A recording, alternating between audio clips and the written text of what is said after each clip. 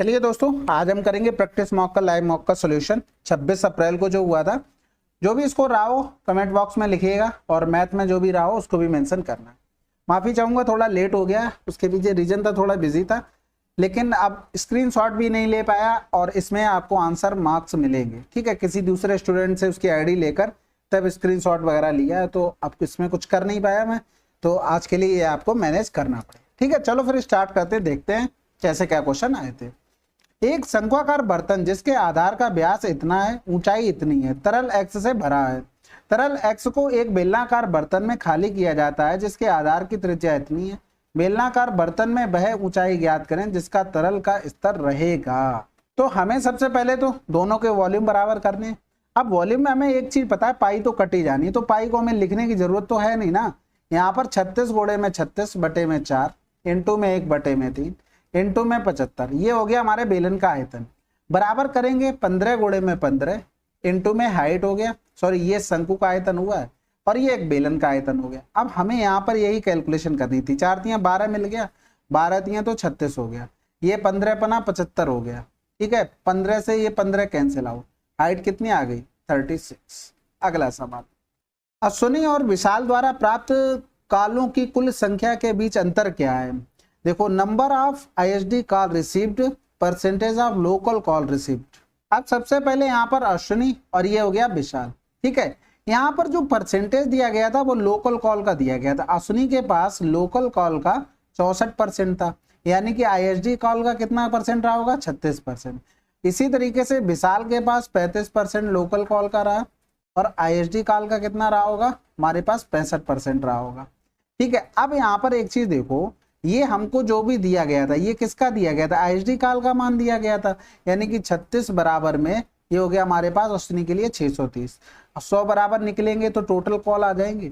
इसी तरीके से अगर हम 35 बराबर देखेंगे, आईएसडी कॉल था ना, हाँ तो ठीक है, तो 65 बराबर देखेंगे, 65 बराबर में 1040 100 बराबर यहाँ से निकाल लेंगे। जो भी आंसर आएगा उसको हम जोड़कर निकाल लेंगे। ठीक है, यही आपको दिमाग लगाना था। तो इधर 4 नेम 36 हो गया, सॉरी ये क्या किया मैंने, 9 सत्ते 63, 9 चौक 36 हो गया। इधर करेंगे तो 4 एकम 4, 3 बच गया, 4 सत्ते 28, 4 पंजे 20, 13 8 104 हो गया, 13 पंजे 65, 16 पंजे 80 हो गया, यानी कि प्लस में हो गया हमारे पास 1600। ठीक है, हमसे क्या पूछा गया था, अंतर, तो अंतर कर लेते भाई। ठीक है, यहाँ पर माइनस का साइन कर लो, यानी कि 7 से 6 गया तो 150 आंसर आ गया। अगला सवाल, दो वृत्त C1 C2 के अनुप्रस्थ समान स्पर्श रेखा जिसकी लंबाई इतनी है, यदि दोनों वृत्तों की त्रिज्या इतनी और इतनी है तो दोनों केंद्र वृत्त के केंद्र के बीच की दूरी कितनी होगी। भाई देखो, जो हमें समान स्पर्श रेखा, ट्रांसवर्स कॉमन टेंजेंट, यानी कि डायरेक्ट की बात नहीं कर रहा, ट्रांसवर्स की बात कर रहा, जो इस तरीके से बनती है। अब भैया इसी की हमको क्या दी गई थी लंबाई, यानी कि 12 बराबर में √d² माइनस का हो जाएगा 10 प्लस का 6 का होल स्क्वायर। अब देखो, ये सारा फार्मूला तो याद रहता होगा, लेकिन यहाँ पर प्लस माइनस की कोई दिक्कत तो नहीं आती, हमेशा ध्यान रखो। ये डायरेक्ट होती है, ये हमारी ट्रांसवर्स लाइन होती है। ये किसका साइन बना रही है, ये माइनस का साइन बना रही, डायरेक्ट कॉमन टेंजेंट, तो रेडियस में माइनस होगा। ये हल्का तिरछा है, प्लस में भी हल्का ऐसे ही बनता है, तो ये प्लस का साइन लेगा, ये ध्यान रखना। होल स्क्वायर कर देंगे तो ये हो जाएगा 12 का स्क्वायर बराबर में d² और 10 6 16 का स्क्वायर हो जाएगा। ठीक है, 144, 16 16 256 बराबर में हो गया d²। ये देख रहे हो, 6 4 10 की 0 हासिल लगा 1, 5 4 9 1 10 हासिल लगा 1 हो गया, 3 1 4 हो गया, बराबर में d², यानी कि d बराबर कितना आ गया 20। अगला सवाल, रुपए 750 के क्रय मूल्य वाली एक वस्तु को उसके क्रय मूल्य से 24% अधिक अंकित किया जाता है और क्रमशः इतने और इतने की 2 क्रमिक छूट के बाद बेचा जाता है ताकि 15 रुपए का लाभ हो। पी का मान क्या है। अब देखो, 750 की चीज 24% अधिक, यानी कि 124 बटे 100 किया, 80 रुपए की छूट दे दी। P% की एक और छूट दी होगी, हमें नहीं पता, लेकिन हमें 15 का लाभ हुआ, यानी कि हमें टोटल 750 प्लस 15 की चीज बेची, यानी कि 5 5 1 6 7 765 की चीज बेची पी की छूट देने के बाद भी। अब वो हमें नहीं पता तो हम उस पर काम नहीं करते हैं। 25 तियां 75, 25 चौकू 100, 4 तियां 12 हो गया, 4 एकम यानी कि 3 त्रिका 9, 900 हो गया, 900 में 30 जोड़ देंगे, 930 माइनस का 80 कर देंगे, यानी कि 0, 13 से 8 गया तो 5, 850 गुणा कर लेते हो ना, हमने ऐसे कर दिया, 30 प्लस का 1, 3 3 का 9, 900 हो गया। 30 का 1 में किया तो 30 यानी कि 930, ये डायरेक्ट आ गया। ठीक है, अब ये 765, अब इसमें देख लेते कितनी क्या छूट दी गई थी, बस उसी हिसाब से हमारा क्या बन जाएगा, टी का मान बन जाएगा। तो सबसे पहले तो 0 हो गया, 5 एकम 5, 2 बचा, 5 25 हो गया, 5 तियां 15 हो गया, तो 10 से 3 गया तो 7 बच गया, और 6 से 5 गया 1, यानी कि 17 की छूट दी गई 170 पर, गुणे में 100, यानी कि 10% आंसर आ गया पी का।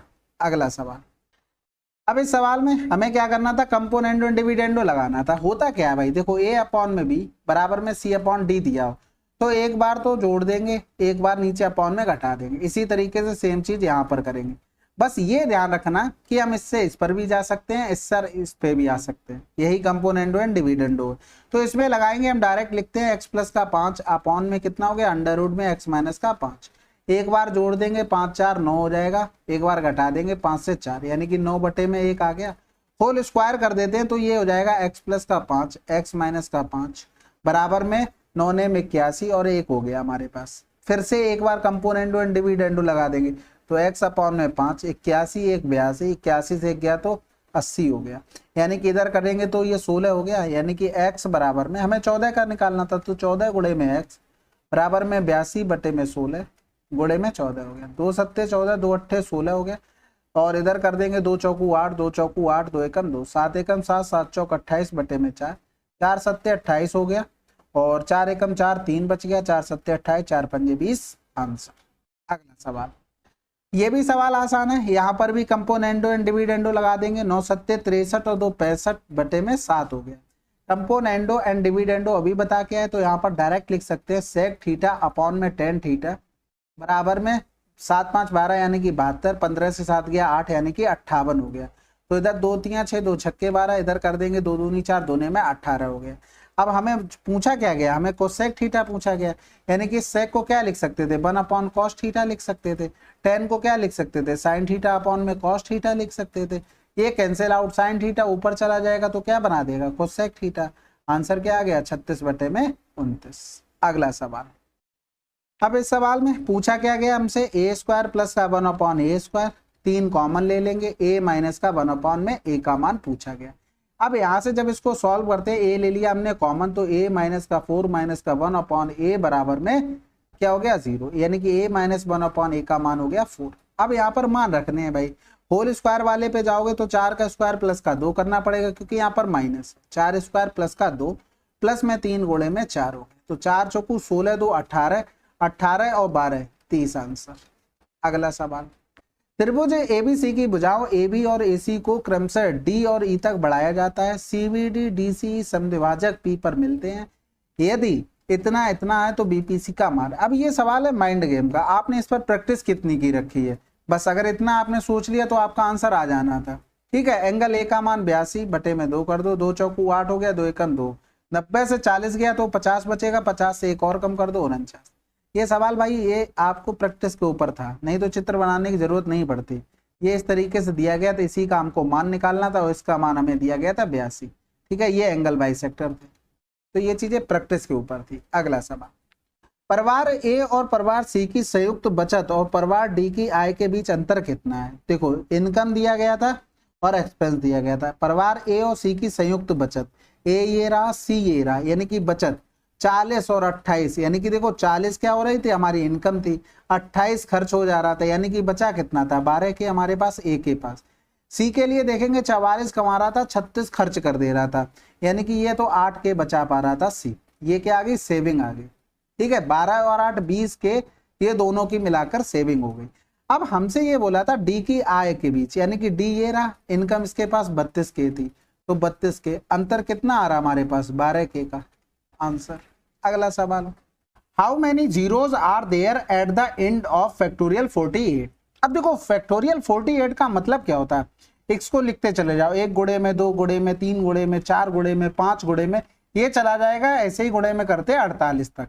अब इसमें डिपेंड करता है, जो हमको जीरो मिलते हैं वो 2 गुणे में 5 से मिलते हैं, तो अगर 5 ज्यादा होंगे तो हमें 2 के नंबर निकालने पड़ेंगे, अगर 2 ज्यादा होंगे तो हमें 5 के नंबर निकालने पड़ेंगे, जो भी कम होगा उतने ही जीरो हमको मिल जाएंगे।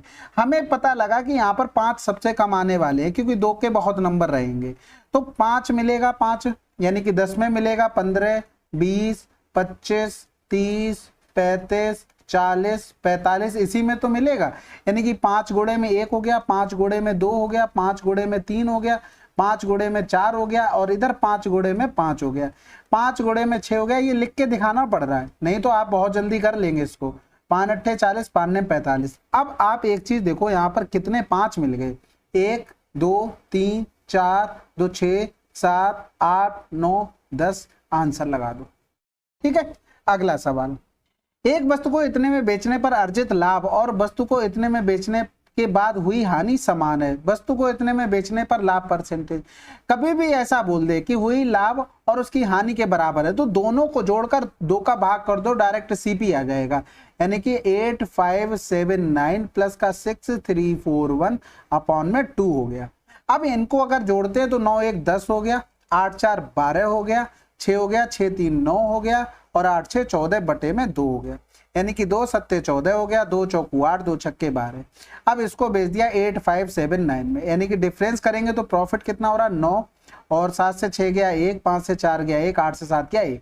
ये प्रॉफिट हो रहा किस पर 7460 इंटू में 100 पर। 0 से ये 0 कैंसिल आउट हो गया। अब ऑप्शन का सहारा लो, देखो 20 तो कैसे भी आ नहीं सकता तो इसको कैंसिल आउट कर दो। 12 का करेंगे तो 12 छंग 72 हो रहा है। भाई ऊपर हमें क्या मिल रहा है, देखो 11190 मिल रहा, बटे में क्या हो गया 746 हो गया। तो भैया ये 0 तो कहीं कट नहीं रहा। 12 का गुणा करोगे 12 छंग 72 तो ये 12 भी नहीं मिलेगा। 18 का पकड़ोगे, 18 छक्का 108 होना चाहिए, ऊपर नहीं है। 15 छक्के 90, यहां से बन रही है बात। 15 छक्का 90, 15 चौकू 60 और 60 और 9 69 हो जाएगा। और फिर 15 सत्ते 105 हो गया, 105 में 6 जोड़ देंगे 111, तो आंसर लगा दो। अपनी तरफ से बहुत कम दिमाग लगाना, जितने जहां तक हो ऑप्शन पहले पकड़ो। इतने को इतने परसेंट चक्रवृद्धि ब्याज पर निवेश करने पर वह n वर्षों में इतना हो जाता है तो n का मान हमको बताना है। सबसे पहले तो देखो रेट, यहाँ पर 5 दिए 15, 5 दूनी 10, यानी कि 20 से ये हो गया 23, ये प्रिंसिपल ये अमाउंट बन गया। अब इनकी पावर में n हुई होगी, पावर में n हुई होगी तब यहाँ पर कुछ ना कुछ रेशियो बन के आएगा। लेकिन एक्चुअल में हुआ क्या, वो 24,000 से 31,740 हो गया। अब हम यहाँ पर ये देखेंगे ये रेशियो कहाँ तक जा रहा है। पहले तो इसको काट लेते हैं, फिर 2 एकम 2, 2 दूनी 4, 0 0 हो गया। इधर 2 एकम 2, 1 बच गया, 2 पंजे 10, 1 बच गया, 2 अट्ठे 16, 2 सत्ते 14 हो गया। 8 7 15, 3 से कट जाएगा, 3 चौकू 12 हो गया, 3 पंजे 15 हो गया, 3 दूनी 6, 3 नेम 27। देखो ये किसका स्क्वायर हो रहा 20 का, ये किसका स्क्वायर हो रहा 23 का स्क्वायर हो रहा। यही चीज तो हमें चाहिए थी, यानी कि कंपेयर करेंगे तो n बराबर कितना आ गया 2 वर्ष। अगला सवाल, एक कक्षा टेस्ट में कक्षा के 32 छात्रों का औसत अंक कितने थे। कक्षा के शीर्ष 2 अंक प्राप्त करने वाले को बाहर कर दिया जाता है तो कक्षा के औसत अंक 2 कम हो जाएंगे। यदि कक्षा में दूसरा उच्चतम स्कोर 96 अंक है तो कक्षा का उच्चतम स्कोर कितने थे। सबसे पहली तो बात ये समझो, 32 लोगों का एवरेज हमें 68 पता था, लेकिन जो 2 लोग गए हैं अगर सब कुछ हटा दो तो वो 2 लोग इंडिविजुअल 68 लेके गए थे। भाई 32 लोगों का एवरेज था, यानी कि जो 2 लोग थे उनका भी 68 रहा होगा। लेकिन उनके जाने से हुआ क्या, एवरेज 2 का कम हो गया। कितने लोगों में कम हुआ, 2 गुणे में 30, यानी कि इतना कम हो गया एवरेज। इसका मतलब वो लोग इतना ज्यादा और लेके चले गए, तो टोटल वो लोग इतना लेके गए। 2 अट्ठे 16 हो गया, 2 छक्के 12, 1 13 हो गया, प्लस का 60 हो गया, यानी कि 196 टोटल ले गए। अब उसमें से दूसरा उच्चतम स्कोर 96 था, तो भैया से इसमें से 96 कर देंगे तो ये 100 आ गया, यानी कि ये फर्स्ट उच्चतम स्कोर हो गया। यही तो निकालना था। अगला सवाल, ए का 30%, भाई ए का 30% मतलब 3 बटे में 10 बराबर में बी के, यानी कि ए अपॉन बी बराबर 10 बटे में 3 आ गया। कह रहा था 30 का b%, 30 का b% मतलब 20 बटे में 100 बराबर में ए का, यहाँ पर लिखना पड़ेगा एन का मान। अब ऑप्शन में हमें देखो कुछ तो दिख नहीं रहा, हमें एक चीज पता है कि हमें ए अपॉन बी का मान रखना पड़ेगा। तो अगर हम 30 बटे में 100 लिख लें और यहाँ पर इनटू में ए नीचे आ जाएगा, ए अपॉन में बी लिख ले बराबर एन हो जाएगा, यानी कि 30 बटे में 100 गुणे में ए अपॉन बी का मान 10 बटे में 3 हो गया। ये कैंसिल आउट हो गया, 3 ऊपर पहुंच गया, यानी कि 9। 100 को हम परसेंटेज के रूप में लिख सकते हैं। आंसर लगा। अगला सवाल, एक वस्तु की कीमत 20% की वृद्धि की गई तो बेची गई वस्तु की संख्या में 30% की कमी, दुकानदार द्वारा उत्पन्न राजस्व प्रतिशत कुल परिवर्तन बताइए। देखो प्रोडक्ट वाला सवाल है भाई, कीमत और उसकी संख्या जो बेची जा रही वो एक दूसरे पे इंडिविजुअल डिपेंडेंट होते हैं। भाई अगर मान लो बिक्री ज्यादा बढ़ गई, पैसे कम हो गए तो जो कुछ भी फर्क पड़ेगा, या बिक्री कम हो गई पैसे बढ़ गए तब भी कुछ ना कुछ होगा।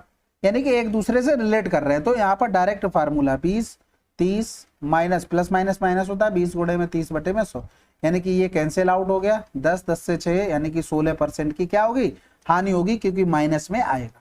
ठीक है, आपका नहीं समझ में आया देखो कीमत 20% बढ़ गई, यानी कि प्राइस की बात करें 20 पंजे 100, 5 से 6 हो गया। अगर हम सेलिंग की बात करें तो 30% की कमी आ गई, यानी कि 30% मतलब हो गया 3 बटे में 10। तो पहले 10 थी तो 10 से 3 गया तो 7 हो गया। तो यहाँ पर 10 पंजे 50 की बिक्री थी, यहाँ 7 छक्का 42 की थी, या पहले भी काट सकते थे। तो ये 25 हो जाएगा, 2 दूनी 4, 2 एकम 2। भैया कितने का नुकसान हो गया, 4 का किस पर, 25 पर, गुणे में 100 कर दो, यानी कि 4 पर 25 चौकू 100, 4 चौकू 16% की हानि यहाँ से भी आ गई। ठीक है, अगला सवाल, कंपनी बी द्वारा बेची गई कारों की संख्या। अच्छा ये देखो सब परसेंटेज में दिया था, एक जगह गायब कर दिया। तो सबसे पहले परसेंटेज हम सारे जोड़ लेते हैं, यानी कि 20 और 15 25, यानी कि 40 20 60, 60 20 80, तो 82.5 हो गया। अब इसका परसेंटेज टोटल कोई चीज तो 100% रही होगी, उसमें से ये हो गया तो बचा कितना, 17.5% इधर बच गया। अब इसी 17.5 का भाई साहब ने क्या किया, मान दे दिया 875। हमें निकालना क्या था, बी का मान, बी का मतलब 22.5, पॉइंट से पॉइंट कैंसिल आउट, 875 हो गया। 25 सत्ते 175, 25 ने में 225, 7 एकम 7 हो गया, बचा 1, 7 दूनी 14, 7 पंजे 35, 9 पन्ना 45 हो गया, 12 ने में 108 और 4 112 आंसर। अगला सवाल, एक व्यक्ति ने ए में कुछ राशि का निवेश किया जो 8% प्रतिवर्ष वार्षिक देय चक्रवृद्धि ब्याज की पेशकश करता है, और योजना बी में समान राशि को इतने % प्रतिवर्ष साधारण ब्याज पर निवेश करता है। यदि 2 वर्ष के बाद योजना ए और बी से प्राप्त ब्याज समान है तो आर का मान क्या होगा। भाई देखो दोनों जगह प्रिंसिपल हमने 100 मान के कैलकुलेशन करनी है। टाइम यहाँ पर 2 वर्ष है, और अगर हम सीआई के लिए लिखें, सीआई के लिए रेट 8% है और एसआई के लिए रेट 2r प्लस का 1/2% है। तो भैया एक चीज बताओ, सबसे पहली तो बात, अगर 2 साल की इफेक्टिव रेट लिखना चाहें सीआई की तो क्या लिखेंगे, r प्लस का r स्क्वायर अपॉन में 100 लिखेंगे, यही तो लिख सकते हैं। तो जब हमें 100 पता हो तो यही तो हमारा ब्याज बन गया जाके। अगर हम इसके लिए लिखें तो 2 गुणे में 2r प्लस का 1/2 लिख सकते हैं, ये कैंसिल आउट। लेकिन यहाँ पर ये दोनों क्या है, बराबर बोल दिए। अब इसी को सॉल्व करना है भाई। देखो ये 2r प्लस का r स्क्वायर बराबर में 2r प्लस का 1 हो गया। अब यहाँ पर अपॉन में 100 था, ये इससे कैंसिल आउट हो गया, यानी कि r स्क्वायर बराबर क्या आ गया, 100 आ गया। यानी कि यहाँ पर लिखेंगे r बराबर में 10, आंसर आ जाएगा। ठीक है, अगला सवाल करते हैं। त्रिकोण त्रिभुज एबीसी में, त्रिभुज एबीसी में ए बराबर इतना, बी बराबर इतना, एसी बराबर इतना, एबी का मान बताना। सिंपल है भाई, इसमें तो साइन रूल लगेगा हमारा। ये हो गया ए बी सी, ये हो गया 50, बी हो गया 110 और एसी हो गया हमारे पास 10। ए बी का हमें मान बताना है, यानी कि इसका हमें मान बताना है। तो 150 10 60 यानी कि 20 डिग्री, क्योंकि देखो 20 हमें इसलिए निकालना पड़ा, हर ऑप्शन में 20 डिग्री दिया गया था, तो हम इसी पर काम करते हैं ना भाई। देखो साइन 20 बराबर, सामने भुजा कौन सी है, ए बी है, और बराबर में हमें किस में दिख रहा है, साइन 110 50 दिख रहा है। 50 से तो बात बनेगी नहीं, क्योंकि 50 रखोगे तो बीसी का मान हमें नहीं पता, हमें एसी का मान पता ना। तो ये हो जाएगा साइन 110 बटे में हो गया 10। ये साइन रूल आपको पता होंगे अच्छे से। यानी कि ए बी बराबर जब लिखेंगे तो 10 गुणे में साइन 20 और अपॉन में साइन 110, आंसर। ठीक है, अगला सवाल करें, चलो फिर। 15 महिलाएं 7500 कमाने के लिए 10 दिनों के लिए एक बगीचे में 8 घंटे प्रतिदिन काम करती हैं। 20 महिलाएं इतने कमाने के लिए उसी बगीचे में कितने दिनों तक काम करना चाहिए कि वे एक दिन में 4 घंटे कार्य करती हैं। देखो पैसा किसके बदले मिलता है, काम के बदले। फार्मूला पड़ा होगा m1 d1 t1 अपॉन में w1 बराबर में होता है m2 d2 into t2 upon में w2। तो भैया काम की जगह हम पैसे लिख देंगे, पैसे उसी के बदले। 15 महिलाओं की बात हो रही थी और 10 दिनों में 8 घंटे प्रतिदिन काम करके 7500 कमा रहे थे। दूसरे में 20 महिलाएं और यहाँ पर 10,000 रुपया कमा रहे थे, कितने घंटे काम करके। हमें क्या निकालना है, यहाँ पर दिनों की बात कर रहा, डी रहने दो, घंटे 4 बोल दिया था। अब इसको सॉल्व कर लो, आंसर आ जाएगा। ठीक है, तो ये 0 से 0 हो गया, 25 चौकू 100, 25 तियां 75 हो गया। ये 4 से 4 कैंसिल आउट, 3 पंजे 15 हो गया और 10 दूनी 20 और 2 चौकू 8 हो गया। यानी कि डी बराबर में आ जाएगा 5 चौकू 20।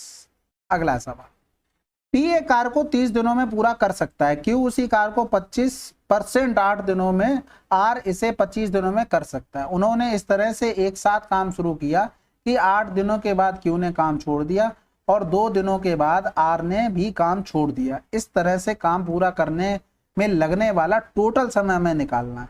देखो यहाँ पर देखो 25% काम कर रहा था 8 दिन में, तो भैया 100% काम कितने दिन में होगा? 32 दिन में होगा। यानी कि पी, क्यू और आर, ये 30 हो गया, ये 32 हो गया, ये 25 हो गया। 25 और 30 का एलसीएम तो 150 हो गया, ठीक है। लेकिन 32 का एक चीज देखो, 32 को अगर लिखना चाहे तो 16 गुणे में दो, ये 2 तो 75 में चला गया, लेकिन 16 कहीं नहीं जा पाया। 16 का और गुणा कर दो, ये टोटल वर्क हो गया। तो 3 पंजे 15, 16 पंजे 80 हो गया, 16 दूनी 32 हो गया, ये 75 हो जाएगा, ये 25 छक्का 150, 16 छक्का 96। अब एक चीज देखना, हमें टोटल काम निकालना। भैया पी ने तो कोई रेस्ट नहीं किया ना, बाकी सब काम करते रहे। मतलब पी ने क्या किया? पी कंटिन्यू काम करता रहा, बाकी तो सब भैया निकल लिए पतली गली से। तो एक चीज देखो, क्यू ने कितने दिन बाद काम छोड़ा? 8 दिनों के बाद, यानी कि क्यू की इफिशियंसी ये थी। आर ने कितने दिनों बाद छोड़ा? कह रहा था 2 और दिनों के बाद। आर ने 10 दिनों के बाद काम छोड़ा, आर की इफिशियंसी ये थी। यानी कि अगर हम देखें, ये क्यू का काम, ये आर का काम। 8 पन्ने 40, 8 सत्ते 56, 960, यानी कि इन दोनों लोगों ने 9 6 1560 काम किया। अगर हम देखें कि टोटल वर्क था कितना, 0, 16 पंजे 80, 16 कम 16 और 8 2400, यानी कि काम हमारे पास अभी बचा कितना है? यानी कि 2400 में 1560 घटा देंगे, यानी कि 0, 10 से 6 गया 4 हो गया, 13 से 5 गया 8 हो गया, यानी कि ये काम बचा। यही काम अब पी करेगा। तो पी की इफिशियंसी 80 है, यानी कि 8 एकम 8, 0, 8 पन्ना 40, आंसर। नहीं आया होगा ना समझ में? देखो हमने यहाँ पर क्या किया, ये एक लाइन थी, ये पूरे काम की लाइन थी। यहाँ पर ऐसे करके 2 डिवीजन थे, यहाँ पर P प्लस का Q प्लस का R काम कर रहे थे, और यहाँ पर केवल कौन कर रहा था? Q चला गया तो P प्लस का R यहाँ पर कर रहा था केवल P का। तो भैया अगर हम यहाँ पर देखें, जो P और R ये 2 दिन का था, हमने यहाँ पर देखा Q केवल 8 दिन काम कर रहा है, आर यहां पर भी काम कर रहा है और यहां पर भी, यानी कि आर 10 दिन काम कर रहा है। बाकी तो सब जगह कौन काम कर रहा है? पी काम कर रहा है। यानी कि इन दोनों ने जो इतने दिनों में काम किया है वो हम माइनस कर देंगे करके, बात खत्म। तो वही किया, क्यू ने 8 दिन काम किया 600 बन गया, आर ने 10 दिन काम किया तो 960 बच गया। दोनों ने मिलकर कुल इतना काम किया, वही काम हमने माइनस कर दिया टोटल वर्क से। जो बचा काम है वो केवल पी ने किया होगा। ठीक है, अगला सवाल। 512 ml मिश्रण में दूध और पानी का अनुपात इतना है, इसमें 96 ml दूध और 16 ml पानी मिला दिया जाता है, तो परिणामी मिश्रण में दूध और पानी का अनुपात क्या हुआ?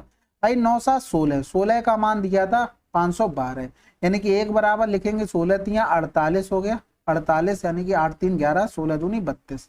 तो भैया 9 बराबर लिखेंगे तो 32 गुणे में 9, ठीक है। अगर हम लिखेंगे 7 बराबर तो 32 गुणे में 7। अब क्या हुआ, इसमें ml पानी दूध मिलाया गया और ये 16 मिला दिया गया, यानी कि 32 अगर कॉमन ले लें तो ये 32 3 9 3 12 हो जाएगा। इसमें से अगर 32 हम कॉमन नहीं ले सकते, 16 ले लेते, तो 7 दूनी 14 15 हो जाएगा। गुणा कर लेते, 12 दूनी 24 हो गया, 12 3 36 और 2 38 हो गया। इधर करेंगे 15 छक्का 90, 15 एकम 15 9 24 हो गया। अब इन्हीं का हमें रेशियो चाहिए था, बस खत्म हो गया सवाल। तो किससे काट ले? 4 से काट लेते, 4 ने 36 हो गया, 4 छंग 24 और ये 4 छंग 24 हो गया। इधर 12 8 96, 12 पंजे 60, आंसर।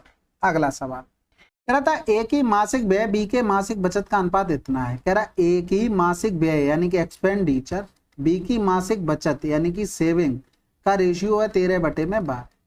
बी की मासिक बचत उसकी मासिक व्यय से 20% अधिक है, तो कह रहा था बी की मासिक बचत यानी कि सेविंग और उसके बी के एक्सपेंडिचर से 20% अधिक है, यानी कि अगर 20 पंजे 100, 5 है तो ये 6 हो गया, ठीक है। फिर कह रहा था ए की मासिक व्यय यानी कि ए का मासिक व्यय एक्सपेंडिचर उसकी मासिक बचत यानी कि ए की सेविंग से 65% है मासिक बचत का, यानी कि ये 100 है तो ये 65 हो गया। अब यहाँ पर कुछ बराबर हो सकता है क्या? देखो एक्सपेंडिचर 65 यहाँ पर भी बना लिया तो ये सेविंग होगी 12 पंजे 60, तो 60 यहाँ पर भी कर लो, 50 यहाँ पर भी। अब देखो सब रेशियो एकदम एक्यूरेट आपके पास लिखे हुए। आपको मासिक आय दी गई थी ए की, यानी कि मासिक आय हो कितनी जाएगी? 165, यानी कि 165 बराबर में हमको दे दिया था 8250 और बी की मासिक आय कितनी है 110 है, यानी कि हमें 165 माइनस 110 ही तो निकालना है भाई, अंतर निकालना मासिक आय के बीच। 5 में से गया 5, यानी कि 55 का मान हमको निकालना है। तो 11 एकम 11, 11 पन्ना 55, 11 पन्ना 55 हो गया, 5 तियां 15 हो गया, 3 दूनी 6 हो गया, 1 बच गया, 3 दूनी 6, 2 बच गया, 3 सत्ते 21 हो गया, 3 पंजे 15, यानी कि 2750 आंसर। अगला सवाल करें, चलो फिर। एक ट्रेन एक सुरंग को पार करने में 15 सेकंड, प्लेटफॉर्म को पार करने में 10 सेकंड का समय लेती है। सुरंग और प्लेटफॉर्म की लंबाई का अनुपात इतना है, ट्रेन की लंबाई इतने मीटर है, तो सुरंग की लंबाई और प्लेटफॉर्म की लंबाई के बीच अंतर क्या होगा। देखो भाई, ट्रेन और सुरंग को पार करने में देखो 15 सेकंड लगता है ट्रेन प्लस को सुरंग, और 10 सेकंड लगता है उसको किसको जाने में, ट्रेन प्लस का प्लेटफॉर्म। अब इनका अंतर कर दो तो ये 5 सेकंड आ जाएगा, यहाँ पर ये कैंसिल आउट हो गया, यानी कि ये अगर देखें तो एस का मान हमारे पास क्या था, एस बराबर था यानी कि 9x, और प्लेटफॉर्म की लंबाई थी 4x, यानी कि हम इसकी जगह क्या लिख सकते थे 9x, तो इसकी जगह क्या लिख सकते थे 4x, यानी कि ये कितना आ गया 5x आ गया। 5 सेकंड में 5x, तो हम 15 सेकंड का निकाल लेते ना, तो कितना हो जाएगा 5 या 15x। अब ये जो 15x आया ना भाई, इसी के तो बराबर हम लिख सकते हैं 15 सेकंड के बराबर टाइम इंटू टाइम प्लस का सुरंग, यानी कि सॉरी टाइम कह रहा हूं, ट्रेन लिखी हुई है, टी का मतलब ट्रेन, ये कंफ्यूजन हो गया था। अब यहाँ पर ट्रेन की लंबाई हमें पता है 120, सुरंग की लंबाई हमें पता है 9x, और ये हो गया 15x, यानी कि 15 से 9 गया तो 6x बराबर में 120 हो गया, x बराबर कितना आ गया 20 आ गया, यानी कि x बराबर 20 आ गया। हमें चाहिए क्या 9x माइनस का 4x, यानी कि 5x का मान, 5 गुणे में 20 कर देंगे, यानी कि 20 पंजे 100 आंसर आ गया, बात खत्म। ठीक है, अगला सवाल करें, चलो फिर। अब इस सवाल को देखो, इसमें आप ट्रिक बना सकते हैं अपने अकॉर्डिंग, लेकिन अभी पहले एक बार बेसिक समझ लो। सबको जोड़ देते हैं, ए स्क्वायर प्लस का बी स्क्वायर प्लस का सी स्क्वायर बराबर में हो गया 4 1 5 5 10 हो गया, और 5 6 6 4 10 और 14 हो गया, यानी कि ए स्क्वायर प्लस का बी स्क्वायर प्लस का सी स्क्वायर बराबर में 70। अब देखो ए स्क्वायर बी स्क्वायर का मान आपको पता है, ए स्क्वायर और बी स्क्वायर का मान 34 पता है, तो यानी कि यहाँ से सी स्क्वायर नहीं निकाल पाओगे, 70 से 30 गया 40, 40 से 4 कम किया तो 36 आ गया। इसी तरीके से बी स्क्वायर का निकालना तो ए और सी का हमें घटाना पड़ेगा, तो 45 घटाएंगे, 70 से 40 गया 30, 30 से 5 चला गया तो 25 आ गया। अब ये हो गया 30 20 50, 50 और 6 56, 56 और 5 61 हो गया, 61 के बाद बचा कितना 9, यानी कि ए स्क्वायर का मान 9 आ गया, यानी कि सी बराबर में 6 आ गया, बी बराबर में 5 आ गया, ए बराबर में 3 आ गया। अब यहाँ पर देखो आप सोच क्या सकते हो, यहाँ पर ये एक चीज आप कर सकते थे कि किन्हीं भी दो को आपको ऐसे ट्रिक बनानी है, जैसे मान लो यहाँ पर लिखा ए स्क्वायर प्लस का बी स्क्वायर और रेशियो में बी स्क्वायर सी स्क्वायर और रेशियो में सी स्क्वायर ए स्क्वायर, ये लिखा है। अब इसमें एक चीज देखो, इसमें क्या गायब है, बी गायब है, तो एक चीज समझ लो, इसमें बी गायब है, तो इन दोनों को जोड़कर इसको घटा देंगे तो बी का मान आ जाएगा, नहीं समझे, जैसे 34 प्लस का 61 माइनस का 45 कर देंगे तो सॉरी बी का नहीं, 20 बी स्क्वायर लिखा ठीक है क्या भाई, यहाँ पर भी तो 2 बन रहा है, तो इस तरीके से लिख सकते थे।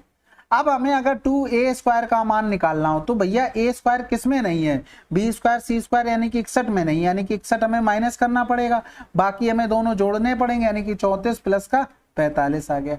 अगर हम 2c स्क्वायर लिखे तो c स्क्वायर किस में नहीं आ रहा, a स्क्वायर b स्क्वायर पहले वाले में, तो 34 को यहाँ से हटा देंगे, यानी कि बचा कितना 61 प्लस का 45 कर देंगे। अब ये ट्रिक बनी कहाँ से, बेसिक से ही तो आई है, अपने हिसाब से आप इसे मॉड्यूल कर लो जैसा करना चाहते हो। तो यहाँ पर 34 यानी कि 6 4 1 5 हो गया और 6 3 9 हो गया, माइनस का 45 यानी कि 0 हो गया, 9 से 4 गया 5, यानी कि यहाँ पर 2 से डिवाइड कर देंगे तो ये बी स्क्वायर का मान आ गया। वही चीज देखो हमने यहाँ पर लिखी हुई है। इसी तरीके से ये सारे मान आप निकाल सकते हो, लेकिन वो ट्रिक आपको बनानी पड़ेगी खुद से, ठीक है, क्योंकि ये भूल जाओगे अगर आपने प्रैक्टिस नहीं किया, ये चीज ध्यान रखना। अब यहाँ पर जो निकालना तो उसका मान रख देते हैं 5, ए का मान 3 हो गया, 5 से 3 गया 2, एक ही ऑप्शन में था, आंसर आ चुका था। सी माइनस का बी यानी कि 6 माइनस का 5 और रेशियो में सी माइनस का ए हो गया यानी कि 6 माइनस का 3, तो ये आंसर आ जाएगा 2 रेशियो में 1 रेशियो में 3 आंसर। ठीक है, समझ गए होगे मैं क्या कहना चाह रहा था। अगला सवाल, एक नाव शांत जल में प्रत्येक 2 घंटे के बाद अपनी गति को 4 किलोमीटर प्रति घंटा से बढ़ा देती है।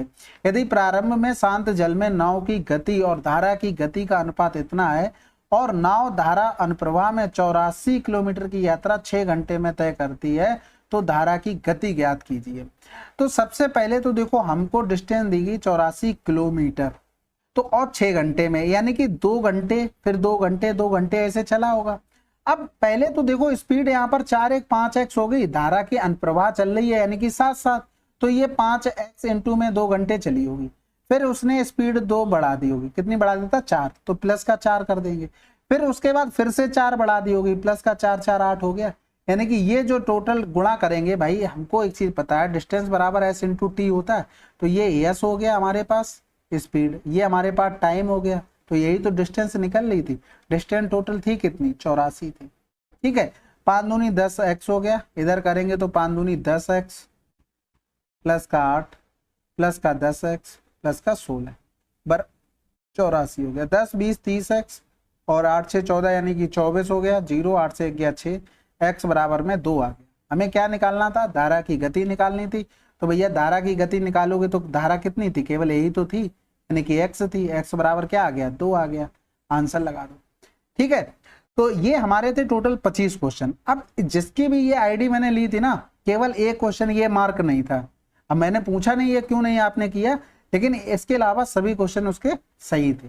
ठीक है, तो आप लोग भी मेहनत करते रहिए। 25 क्वेश्चन है, आप लोग कहीं से बैच वगैरह अगर प्रैक्टिस का लेते तो वहां पे भी मिलते। इससे बढ़िया ये 50 क्वेश्चन आपको वीकली मिलते हैं, इनको अच्छे से एनालाइज करो, जो कमियां उन पर पूरे वीक में काम करो और अच्छे से मेहनत करते रहो, क्योंकि बहुत कंपटीशन है। आप ओलिव बोर्ड का अगर देखते होंगे तो ये भी देखते होंगे कि कितने लोग मॉक दे रहे हैं, अभी दे रहे हैं। ठीक है, नोटिफिकेशन आने के बाद वो नंबर बढ़ना ही बढ़ना है, अभी कितने लोग दे रहे हैं ये भी देखना है। ठीक है, तो फिर करते रहिए अच्छे से मेहनत। मिलते हैं अगले वीडियो में, तब तक के लिए जय हिंद जय भारत।